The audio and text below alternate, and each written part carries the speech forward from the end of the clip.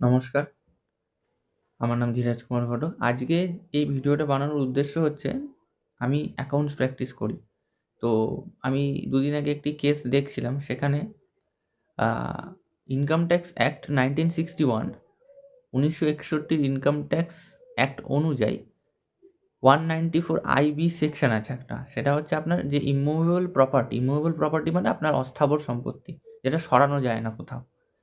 মানে আপনার জমি হলো বা আপনার বাড়ি হলো, মেনলি আমি যে আপনি বলতে পারেন আপনার বাড়ি, যেটা মানে আপনার ধরুন আপনি একটা প্লট নিয়েছেন, রেন্টে নিয়েছেন, ভাড়ায়, সেটা আপনি রেন্ট পে করছেন, ভাড়া দিচ্ছেন, সেই ঘরটা বা বাড়িটা রেন্ট দিচ্ছেন।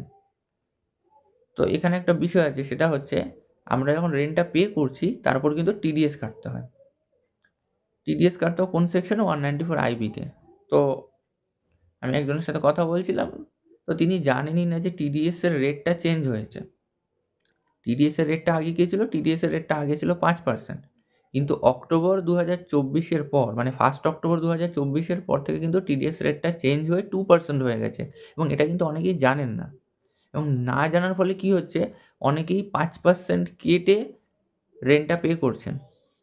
এবার কি হচ্ছে, ওনারা তো বেশি কেটে নিলেন, কিন্তু যাকে টিডিএস কেটে পেমেন্ট করছেন তাকে কিন্তু যে পোর্টাল, যে টিডিএস এর পোর্টাল, ট্রেসেস পোর্টাল, বা তার যে 26S, যেটা ইনকামের যে মানে ইয়েটা, হ্যাঁ, ট্যাক্স অ্যানুয়াল ইয়েটা থাকে, ট্যাক্সের যে অ্যানুয়াল মানে কত কি কাটা হয়েছে সেটা থাকে, তাতে কিন্তু তারা অনলি 2% পাচ্ছে। তারা কিন্তু 5%-এর যে টিডিএস এর রিফান্ড সেটা কিন্তু পাচ্ছেন না। তো এখানে কি করতে হবে? এখানে যেটা করতে হবে, এখানে যে ট্যাক্সটা পেমেন্ট করছেন, মানে যে টিডিএস কেটে পেমেন্টটা দিচ্ছেন,